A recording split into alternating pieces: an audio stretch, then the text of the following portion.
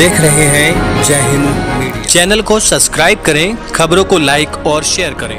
Restaurant में mutton बताकर परोसा सुअर का मांस, ग्राहक ने जताई आपत्ति, हुआ हंगामा।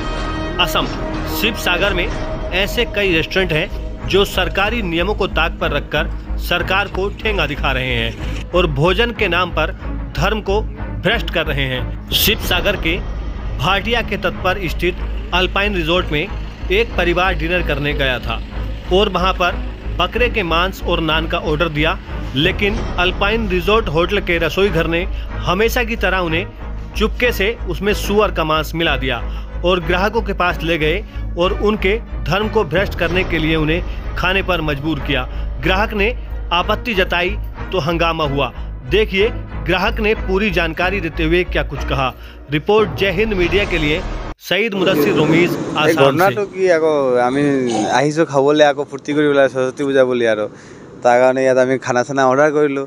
অৰ্ডাৰ আমি যোনটো অৰ্ডাৰ কৰিছোঁ তাতে বেলেগ বেলেগ বস্তু দিছে যোনটো আমি নাখাওঁ কেতিয়াবা আৰু গাহৰি চাহৰি আমি নাখাওঁ। আমি মটন চিকেন অৰ্ডাৰ কৰিছোঁ, একেটি গাহৰি পৰ্ক আৰু লোকেল চিকেন ওলাইছে। লোকেল চিকেনটো বাৰু একো নাই, আমি খাওঁ, কিন্তু গাহৰিটো নাখাওঁ কেতিয়াও, তথাপি এইটো এনে দিছে। মোৰ কথা হ'ল যে এইটো মানে ইমান লাপাৰবা হোটেল হ'ব নালাগে নহয়।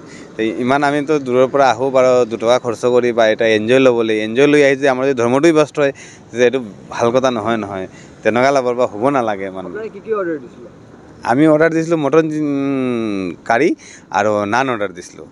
তাতে আমি মটন কাৰীৰ অৰ্ডাৰ প্ৰথম মটন কাৰী দিলে, তো মটন কাৰীৰ ভিতৰত ওলালে চিকেন ওলালে। চিকেনৰ পাছত অকণমান পাছত খোৱাৰ পাছত আমি দেখিলোঁ যে কি তাতে পৰ্কো ওলালে, গাহৰি মাংস ওলালে। তো গাহৰি, আমাৰ নাম প্ৰীতম দত্ত, এই শিৱসাগৰ টাউনৰ বাসিন্দা। তো সেইটো কাৰণে আমাৰ বেয়া লাগিছে আৰু যে মানে ইমান লাপৰৱাহ হোটেল হ'ব নালাগে। আমিতো বহুত আশা কৰি আহিছোঁ না, ভাল জেগা, ভাল হেৰি আৰু ভাল কিবা এটা পাম, ইমান ভাল সাৰ্ভিসিং পাম বুলি। তাতে যদি ইমান বেয়া সাৰ্ভিসিং হচ্ছে বহুত বেয়া কথা না।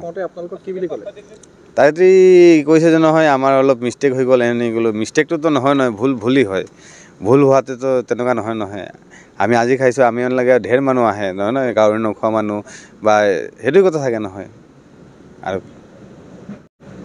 এলপাইনত খানা খাবলৈ ক'ত আছে? এইটো বটিয়াপাৰৰ চাৰিআলিৰ ওচৰত আছে। তো তাত আমি আহিছিলোঁ, তেওঁলোকক মটন কাৰী আৰু নান দিছিলোঁ অৰ্ডাৰ। তো মটন কাৰী খাই থাকোঁতে আমাৰ তাত এপিচ লোকেল চিকেন ওলালে। তো তেওঁলোকৰ ৱেটাৰজনক ক'লোঁ যে লোকেল চিকেন এপিচ ওলালে। তেওঁলোকে চালে যে দাদা নহয় বুলি ক'লে। তাৰপৰা এবাৰ চাই লওক বুলি ক'লোঁ। চাই লোৱাৰ পিছত ক'লে দাদা হ'বও পাৰে। তেতিয়া ক'লোঁ ঠিক আছে, লোকেল চিকেন ওলালে, ঠিক আছে আমি খাওঁ, দি দিয়ক, একো নাই। তাৰপিছত অলপ টাইম খাই থকাৰ পিছত কি হ'ল, আমাৰ তাত এপিচ পৰ্ক ওলাই গ'ল, মানে গাহৰি মাংসৰ পিচ ওলাই গ'ল।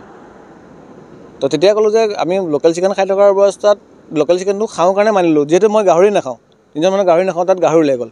এইটো কিয় হ'ব? আপোনালোকৰ ঘৰটো? ঘৰ আমাৰ শিৱসাগৰ টাউনত। ফুৰিবলৈ আহিছিলে? ইয়াত খাবলৈ আহিছিলোঁ, সৰস্বতী খাবলৈ আহিছিলোঁ। কিন্তু তেওঁলোকে কৈছে কেতিয়াবা ভুল হৈ যায়। আমিও কৈছোঁ ঠিক আছে ভুল হৈ যায়, কিন্তু কিয় হ'ব লাগে? তেওঁলোকেও কৈছে যে কেতিয়াবা হৈ যাব, বনোৱাত ভুল হৈ যাব পাৰে। তো আমিও কৈছোঁ যে কিয় হ'ব লাগে? এটা লোকেল মটনৰ লগত লোকেল চিকেন আহিছে ঠিক আছে, কিন্তু পৰ্কটো আহিব নালাগে। 3টা বস্তু মিক্সন হ'ব পাৰে নেকি আপুনি কওক? হয়নে নহয়?